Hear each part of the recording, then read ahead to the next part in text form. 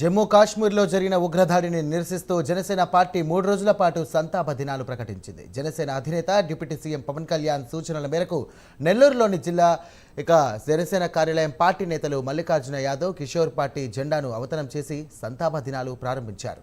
నగరంలో ర్యాలీలు, కొవ్వొత్తుల ప్రదర్శనలు నిర్వహిస్తామని నేతలు తెలియజేశారు. జమ్మూ కాశ్మీర్లో ఇలాంటి ఉగ్రవాద దాడి జరగడం దురదృష్టకరమని వారు ఈ సందర్భంగా పేర్కొన్నారు. మృతులందరికీ కూడా జనసేన తరపున నివాళులర్పిస్తున్నామని పార్టీ నేతలు తెలియజేశారు.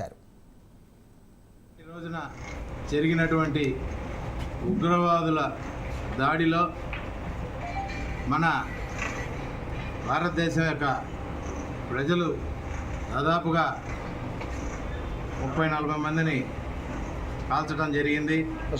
దీన్ని జనసేన పార్టీ అధ్యక్షులు శ్రీ పవన్ కళ్యాణ్ గారు తీవ్రంగా ఖండించడం జరిగింది. అదేవిధంగా నెల్లూరు జిల్లా జనసేన పార్టీ కూడా తీవ్రంగా ఖండిస్తుంది.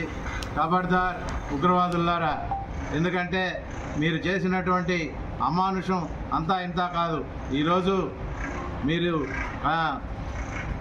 చేసినటువంటి ఈ చర్యని, అదేవిధంగా మీ ప్రజలు పాకిస్తాన్లో ప్రశాంతంగా ఉండాలంటే ఇట్లాంటి చర్యల్ని మానుకోండి, లేకపోతే భారతదేశం ఖచ్చితంగా పాకిస్తాన్కి తగిన బుద్ధి చెప్తుందని చెప్పి నెల్లూరు జిల్లా జనసేన పార్టీ తరఫున మేమందరం తెలియజేసుకుంటున్నాం.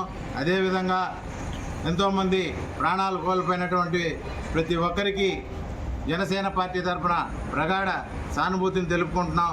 అదేవిధంగా ఇట్లాంటి చర్యల్ని మళ్ళీ పునరావృతం కాకుండా మన యొక్క ప్రధానమంత్రి గారు మోడీ గారు అయితేనేమి, అమిత్ షా గారు అయితేనేమి, ప్రతి ఒక్కరూ ఇటువంటి చర్యల్ని మళ్ళీ జరగకుండా చూడాలని చెప్పి నెల్లూరు జిల్లా జనసేన పార్టీ తరఫున మేమందరం తెలియజేసుకుంటున్నాం. ఈరోజు జమ్మూ కాశ్మీర్ బైసరంలో మతోన్మాదుల పిరికిబంద చర్యలకు బలైన అమాయక భారతీయులకు ప్రగాఢ సానుభూతి తెలుపుతూ ఈ 3 రోజులు సంతాప దినాలుగా ప్రకటించాలని అధ్యక్షులు పవన్ కళ్యాణ్ గారి సూచనల మేరకు జిల్లా కార్యాలయంలో జనసేన జెండాను అవనతం చేసి కార్యక్రమాన్ని ప్రారంభించాం. ఈ 3 రోజులు సాయంత్రం క్యాండిల్ ర్యాలీ, రేపు క్యాండిల్ ర్యాలీ, ఈరోజు సాయంత్రం గాంధీ బొమ్మ దగ్గర, రేపు అంబేద్కర్ బొమ్మ వద్ద, అదేవిధంగా శుక్రవారం మానవ హారంతో జాతి మొత్తం సమైక్యంగా స్ఫూర్తిని ముందుకు తీసుకెళ్తామని ప్రకటిస్తూ వారి కుటుంబ సభ్యులకు ప్రగాఢ సానుభూతి తెలుపుతూ జరిగే ఈ కార్యక్రమంలో భారతీయులందరూ కూడా పాల్గొనాల్సిన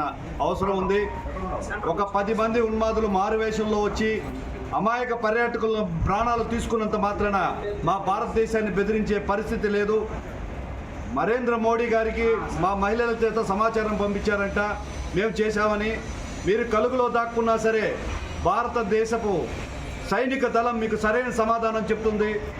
నేరుగా ఎదుర్కొనే దమ్ము, ధైర్యం లేక పిరికిపంద చర్యలను ఇకనైనా ఉపక్రమించుకోవాలి. దుండగుల దుశ్చర్యకు ఈరోజు మా డిప్యూటీ సీఎం పవన్ కళ్యాణ్ గారు 3 రోజులు సంతాప దినాలు ప్రకటించడం జరిగింది.